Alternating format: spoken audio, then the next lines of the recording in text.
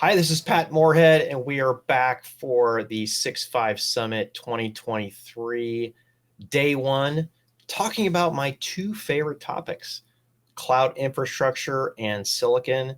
And back for another year is Dave Brown with Amazon EC2. Dave, how you doing? Yeah, I'm really well, Pat. Thanks for having me. It's always good to be back. It's always good. I mean, whether it's, remotely, I think the last time we saw each other was in Spain. That's right. Together and sometimes we even bounce into places we didn't even know we were going at the same time, so That's that's right. kind of I think fun I too. was surprised to see you in Spain, and you're probably surprised to see me there as well. We bounced into each other at the in the studio and then breakfast, but it was good That's right. stuff. We all get Yeah. around. This is the great thing about global business and commerce. And if there's one thing that just excites me, and hopefully it comes across here, is how much the cloud has changed the way that customers are doing what they want to do with their businesses, and also how that has transferred over to the consumer. And one thing that I put a lot of time and a lot of research into is how you have innovated with your silicon. And in fact, you just keep making news, which is fun. I mean, I'm not a reporter, I'm an analyst, but I have a lot of fun and I like to write about it and do videos about it. But yeah, I mean, you've made a ton of news. You want to talk a little bit about it? Yeah, absolutely. Well, you talk about the cloud and the impact that it's had on customers out there, right? It's just brought compute and storage and higher level services into the hands of any developer and able to get that really, really quickly. And that's the story that we all know about cloud, right? It's been around 16 years now. But the thing that we continue to do is to say, what are the workloads that we need to be able to support? And so we learn a lot from our customers. We now have over 600 different instance types across EC2, which is crazy when you think about just 15 years ago, we started with one. I know. And the other thing, is customers will never stop looking for more performance at a lower price. And as you know, when you've spoken in the past, that is the other thing that drives us, is to really say, what can we bring to customers, whether it's, third-party silicon or from our partners like Intel and AMD and NVIDIA, or whether it's building our own custom silicon in sort of this quest to be able to bring more performance at a lower price to customers. That's the thing, that really makes a difference at the end of the day. And honestly, it allows them to do more, allows them to, get more for every dollar spent, and ultimately deliver more value to their customer. Yeah, and one of the ways that you've done this is with AWS Graviton. I mean, and absolutes and black and whites are always a challenge for us analysts, but when it's absolutely true, it's easy to say. I mean, you are unique. You're the first and only major public cloud provider to build its own custom ARM-based processors. Yeah. And quite frankly, for me as an analyst, put ARM in the data center on the map. I mean, it was on the edge, it was in smartphones, tablets, but when it came to doing hardcore processing, AWS really enabled it, quite frankly, for the entire industry. Can you talk a little bit, remind everybody why you built this, why you made this investment, not only in hardware, but also with all the software that had to go with it? Yeah. I mean, so our story, it's one of these things where, you're innovating on behalf of the customer, and it sort of takes you in a direction that you probably wouldn't have set out in going in that direction, right? And, for us, the whole ARM journey really started with us trying to sort out network latencies back in the early days of the cloud, right? And if you remember those early days, maybe if you were doing this back then, you would have been talking about virtualization and saying, well, can it actually ever support real world workloads, or are these network latencies going to be a problem? And that's the world we were living in like 2007 and 2008. And so we knew we had to get into hardware, and one thing led to another, and we ended up buying Annapurna Labs in 2015. And they began building, custom silicon for us. Very small chips at that stage, but chips that we were using to do network offloading, storage I/O offloading, and ultimately we offloaded everything. But in doing that, we learned to build and develop and write operating systems and write C code for ARM, because that's the chip that we were actually using, that Annapurna Labs had done. And we started to realize that, and working very closely with the ARM team themselves, we started to realize that there was definitely some value in bringing ARM into the data center and building server chips. And so, one thing led to another. In 2018, we launched our first Graviton processor. And, that machine was actually not the first Graviton processor. It wasn't meant to be. It was actually just a bunch of network cards we put together. It was based on the same ones in the Nitro system, right? It was. Yeah, it was the same as our Nitro 4 service used. And, you mentioned it earlier because you mentioned the software side. And the reason we did it in 2018 was we realized we had to spark the ecosystem. And so we put it out there. It was our A1 instance. It's still around today. You can still play with it. It's still network cards. And its performance is okay, but it's certainly not what Graviton, what we know now as Graviton 2, which would have been Graviton 1 had we not done the previous one, what Graviton 2, brought to the table. And Graviton 2 was just a massive step forward. I think there was, Moore's Law was the thing that really drove the silicon, at least the CPU industry for so many years. And in the early 2000s, we kind of got to this place where we weren't seeing that generation performance and price improvement that we had seen, coming into the 2000s. And, what we'd seen on ARM was we could definitely spark more than a 10, 15% performance improvement generation over generation. And so Graviton 2 gave you a 40% price performance improvement, what you could get from x86 at that time. The big thing was also just using less power. And, in the world we live in today, not only from a sustainability point of view, but also from just access to power, right? The world is consuming the power that we have at a frightening rate, in many, many geographies. And so being able to run the same compute at lower power is not just green, but it's also just, it's better use of a limited resource. So, we've been very happy in Graviton 3. We launched those instances earlier this year as well. And that's given you 25% performance improvement over Graviton 2. And, again, about 40% price performance versus what you get from x86. So we're very happy. We're not slowing down in innovation at all on Graviton. Our customers are certainly in the economic times we find ourselves in, right? Where you are looking in many cases to cost optimize. You're trying to do more with less, right? After 10 years of get big fast, everybody's saying, hey, how do we cost optimize? And we really believe AWS is the best place for that with Graviton. And our customers have heard the message. And so we're literally, trying to get as many Gravitons into our data centers to ensure that we can keep up with the demand from customers. So it's been a fun journey, and there's a lot more work to do. Yeah, and a lot of the work, quite frankly, the entire industry is going to benefit from. One of the things that, being a former product marketeer, I always like to drill down into are kind of the claims and how long do those claims last? And what's been fun about watching your journey of Graviton and the other processors I hope we'll be talking about is I can see what you said and then what you delivered, and then look maybe 1 or 2 years later, and it's still true. And I can tell you how, I know you own a lot of the parameters on both ends, but I'm impressed that what you have said maybe a year beforehand ended up being true on GA day, and then followed down the road, and having that consistency to me would be a very trustworthy thing for customers.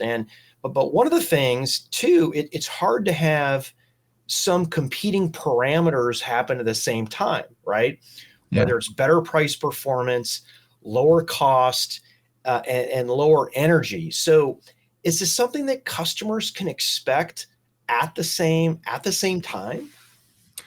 Absolutely. When we built Graviton, obviously you kind of, when you build these chips, you tape them out, and you simulate them first before you get the tape out. Right. So you have an idea of what this would be and what the performance should be, what the power consumption should be, what the price performance should be.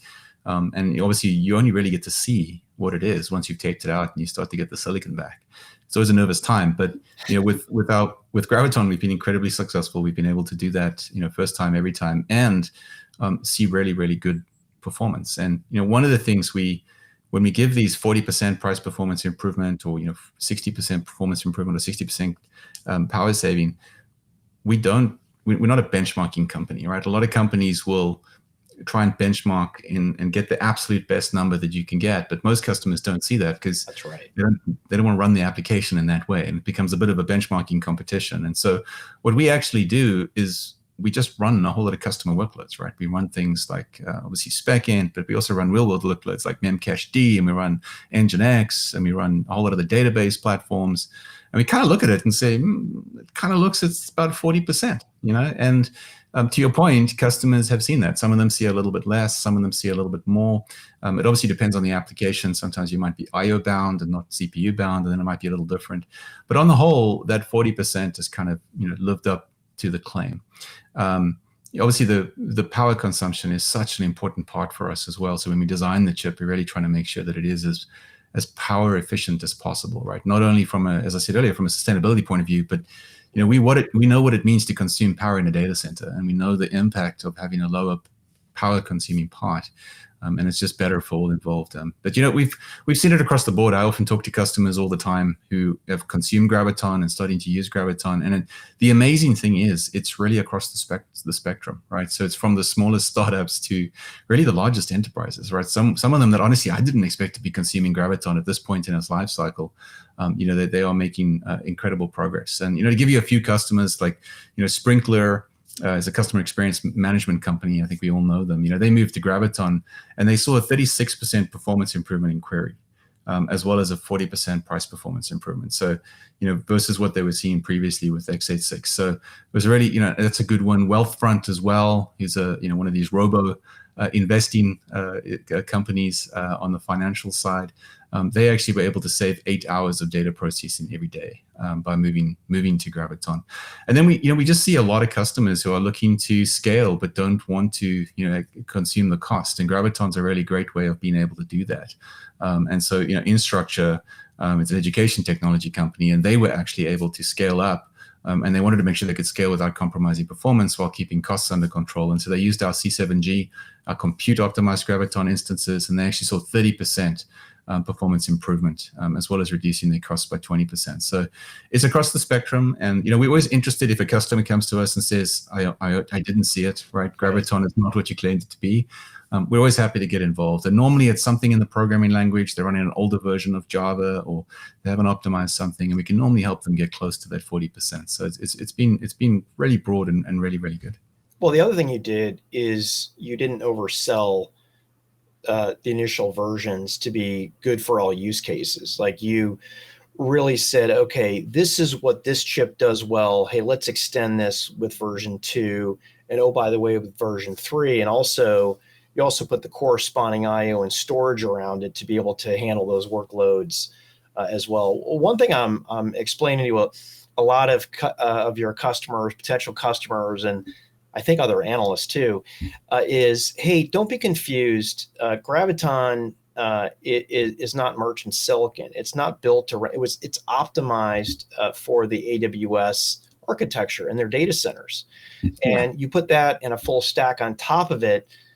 There's, it's essentially, it is a custom processor for you that speaks native ARM language, so it's compatible with the rest of the world. And I think that's something that some people miss, is they like, how do they do this type of thing?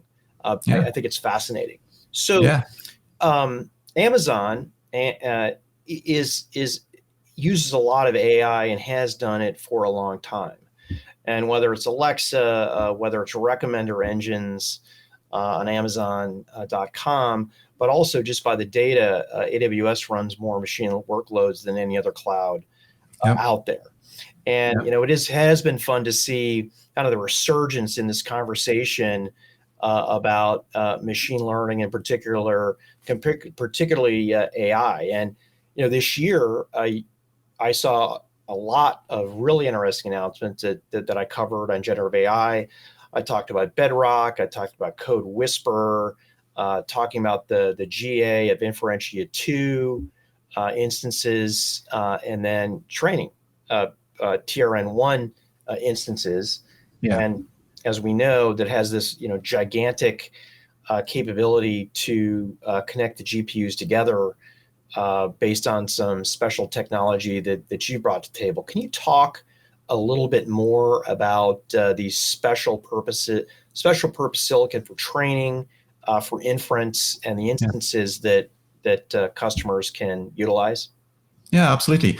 And you're right. I mean, we've been doing machine learning, for many, many, many years now, both within the more traditional Amazon business, but also in AWS. And we've had a lot of customers doing machine learning on us as well. And as I said at the start, when we look at any workload, we're trying to understand how do we improve performance while lowering cost for the customer. And there's no innovation or no amount of work or no complexity in that innovation that'll stop us from doing that. And so, when we looked at machine learning a few years ago, we started to see that it was definitely going to be playing a meaningful part, compute as we know it, and more customers were starting to use some of those early models.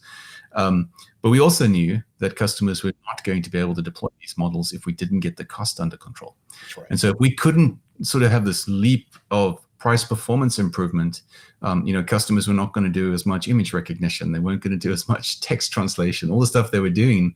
Now obviously with generative AI and what it can do, and the way that's been made visible to so many people through some of these chat clients, there's enormous potential. But if you cannot get the cost under control, there's actually very few companies in the world that could afford to train a model or to do anything at the scale of what you've seen out there today. And so we've launched a number of different custom silicon products. Our first one was Inferentia, which is really focused at inference. When inference is sort of the second part of machine learning, right? You train your model, and once you have your model, you deploy it, and then you look at real world data and you actually infer from that data, some sort of outcome, and that process is called inference. And you go back 3 years ago, and the largest cost in machine learning was inference. And so that's why, it's about 90% actually of the cost that companies were seeing with the models at the time. And so Inferentia allowed us at launch to actually reduce the cost of inference for things like BERT and ResNet by up to 38% versus what you get from a GPU. And interestingly, today, that same chip actually gives you 72% price performance improvement. And that's only because of software optimization. So it's this incredible journey of you build the silicon and then you actually optimize the SDK and the software to get this performance at the same price. So you can get more price performance over time. And that really, really helped a lot of customers. Alexa moved to that and saw not only improved latencies, but also about a 30% reduction in cost. And so we were very happy with that. And so we said we should go after training as well as inference. And so our latest chips are Inferentia 2, which is the next big leap forward in inference, and then Trainium 1, which is our first training chip. So really going after training. Now, what actually happened is about 3 years ago, that 90% on inference started to decrease. And it wasn't the big cost we were seeing for a few customers. And what was happening is LLMs were coming in sort of behind the scenes. And these training models were just getting larger and larger and larger. And 3 years ago, customers were training on single GPUs and single servers with 8 GPUs. And now you're running these training models in tens of thousands of GPUs and many thousands of servers with low latency networking. So we knew we had to go after solving the training cost as well. And that's what Trainium really does. What I love is how you got ahead of large language models. And I know some people kind of pretend like it was something new, but you've been working on this for years. Obviously, you show up with a piece of silicon. That's not something that just happens and you can crank this out like a piece of software. It took a lot of thinking, and I did kind of read the cookie crumbs that y'all had left on talking about the future and what the future looks like. And then here we have a chip that can support this, but even more importantly, a network that can support that, plus Bedrock and tools like Code Whisper for the developers. So, what's powering all this performance and cost savings? How are you doing this? Well, obviously it's, with our custom silicon, with our team from Annapurna, we're able to build, instead of having a chip that is, and it's very similar to Graviton as well, instead of having these chips that have many, many different functions and a lot of complexity and consume, a large amount of power, we're able to really focus in on just the parts that are actually needed. And so that's the thing, with Graviton, I don't have to take 30 years of x86, features and functionality, and still have that available in the chip today. And as you mentioned earlier, I'm able to design this for exactly what I need within my data center as a cloud provider, which means that there's a lot of stuff we don't have to build in.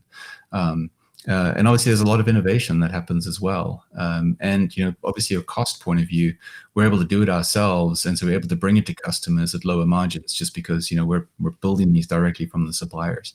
And so all of that goes into making sure that we're able to give customers, much, much, much better performance at a lower price. The other thing is, building our servers. I wish I could show you some of these servers, but we always think of a server as being like a 1 or 2 blade machine. when you get into the generative AI space, very often a rack only has 2 or 4 servers in it. And so you can think of a server taking many, many parts of the rack. And it's just, whether it's the GPUs that are in there, in the case of our own custom silicon, we actually have 16 Trainium accelerators and inferential accelerators in the machine. And so it's about driving that performance. And so we're able to give you 3.4 petaflops of compute with Trainium 1 and 2.3 petaflops in Inferential 2. And then being able to do that in a power efficient way and a cost efficient way as possible. And that ultimately means that customers get that price performance. But the other place that's interesting is, the software side. And so it's not just about building hardware, as I mentioned earlier. It's about optimizing the software. And, with Inferential 1, we went from 38% price performance to 72% price performance, and that's just software optimization. And so we have teams of folks that are working with our Neuron SDK, which is the SDK that works directly with Trainium and Inferentia, and then plugs into PyTorch and TensorFlow and MXNet, whatever framework you're using. So the porting is relatively simple, but we're able to optimize the Neuron SDK to really get the most out of the hardware.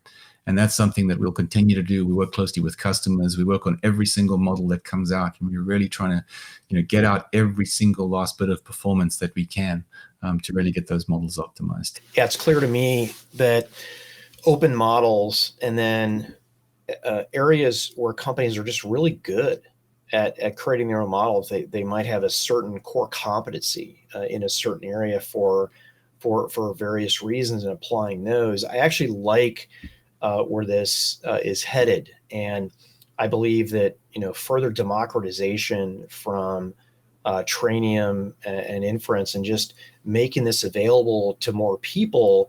I think we've seen this movie before. It just propagates more innovation, better innovation, and more cost-effective innovation. And by the way, let's not forget the amount of power that these new models, particularly on the training side, can take, where only lighting up the features that are absolutely required becomes more important, and being able to then build the entire rack and then the entire fleet and the entire data center to optimize it for this usage model. It really puts in front of you the importance of architecting the entire solution of the data center for something like this to get most efficient. Yeah. And it's not just efficiency. The other one is availability and operational performance, right? It's another thing we don't talk a lot about, but making sure that the accelerators and the servers are always highly available and don't crash in the middle of a training run. Yes, something I glossed over, didn't I? Yeah, we spend an enormous amount of time, just getting what we call our annualized failure rate, which for us we define not as hardware failure, but any time a machine misbehaves, getting that down and really helping customers. And so that's another place where our custom silicon has allowed us to get levels of availability that we haven't been able to achieve before. Yeah, so you've done a really good job with your announcements. I mean, all the way from, hey, here's the beta customers, and here's how they're doing, and here's our production customers, and oh, hey, by the way, we're using this ourselves as well. We're not just trying to sell this to people. Can you talk about some use cases and some customers that you're seeing out there for Inferentia and Trainium that maybe we haven't heard, or ones that are just, you just want to keep talking about or excited about? Yeah, it's early days, and just as with Graviton 2, folks are taking the chip and starting to play with it and work. And we have many customers testing. There are a number that have achieved some things, and I'm happy to talk about it publicly. One of them is Runway, where they do text summarization and image generation. They're an AI company. And they do question answering and things like that. And so they've been working with Inferentia 2. Now they did the work, to go from what they were using previously in GPUs with PyTorch to move over and actually run with our Neuron SDK, which is a relatively simple process. And the outcome of that for them was actually 2 times higher throughput on Inferentia 2 than they were able to get from other EC2 instances at that time. And so just higher performance, lower cost of inference, that all feeds into allowing them to not only reduce latencies, but ultimately spend less, introduce more features, look at more complicated models, and that's that cost optimization really drives innovation. And the other one is Finch Computing as well. They are using Inferentia 2 instances for headline generation, text summarization, all on these LLM models, and obviously do more things over time. And then you did mention internally, Alexa's been using Inferentia 1 now for many, many years. And as I said earlier, that was latency. And when you ask Alexa a question, the response that she generates back to you, both the actual text and the actual audible, the way that she speaks, that sounds more human-like, is all done with Inferentia. And then obviously Amazon Search, Amazon Ads as well, all internal teams using Inferentia and getting that improved price performance. But over time, we're very excited about some of the customers we can't speak about yet as well. And I think we'll see a lot more customer use cases coming out as customers continue to use it.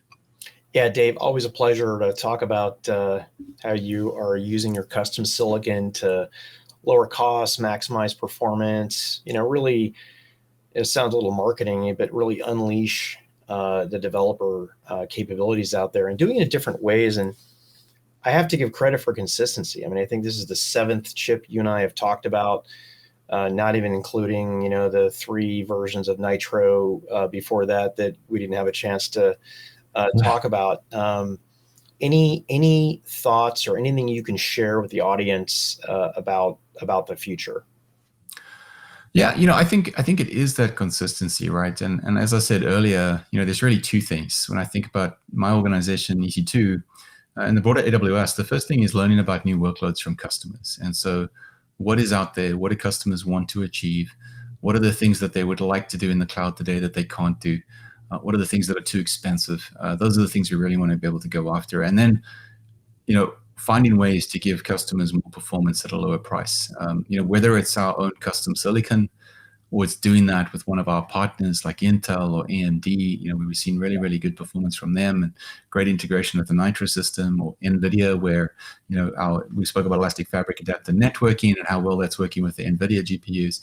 And so at the end of the day, whether it's our custom silicon or it's a partner's chip, we want to just be able to give customers, to be able to support their workload and bring them the best price performance. And the future is incredibly hard to predict. I think I've learned that in my time in the cloud, right? And generative AI is, the latest thing. And, it could be, one of the most disruptive things we've seen in many, many years. And I think many of our customers and your viewers are going to want to do something with it. And I think working out how to practically apply it is something that I think a lot of people are grappling with right now. And then once they get through that and say, hey, we have some use cases, we have some models we want to deploy, the very next thing is going to be performance and cost. And we really want to make sure as AWS that we're able to bring as many models to customers for them to use through our Bedrock program, and then also through our custom silicon innovation, really get the price down. Because that's the thing that's going to unlock being able to deploy and to ultimately lead to better experience for our customers in whatever they end up doing with generative AI in their applications. And so I think it's an incredibly exciting time, and we're certainly not going to slow down in the work that we're doing around custom silicon. You're one of the few people that's not afraid to talk about lowering costs for its customers. I just admire that. I don't have many conversations like that, Dave. So I really appreciate that. But that is just the reality. When you live in a real world and not a virtual world, costs matter. And doing more with less, doing a lot more with the same, and tuning into a lot of your end of the quarter calls, talking about how you're shepherding your customers and helping them, which quite frankly will pay off for years into the future. Yeah. Enterprises and people looking for long-term partners, and by helping them in times of need, they're going to remember who helped them move them forward. And one of the ways that you're moving it forward is with your custom silicon in corresponding fashion with merchant silicon. You're giving your customers a choice. But as an ex-chip guy, now turned analyst, I used to be a systems guy too. I did that for a decade. There's a lot here that I see that I like. And Dave, it's always fun chatting with you, comparing notes. We should do it more often, but really want to thank you for coming on the 6.5 Summit again to share all this great stuff. Yeah, Pat, it's always good to be here. Thanks for the invite back, and we should definitely do it more often. Would love to do that. So this is Pat Moorhead for the 6.5 Summit 2023, day 1, talking about some of my favorite things, cloud infrastructure and cloud optimized silicon. Take care. Tune in for the rest of the series.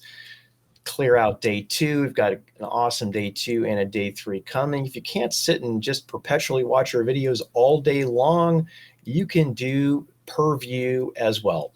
Take care. Have a nice morning, afternoon, evening, wherever you are on the planet. Take care.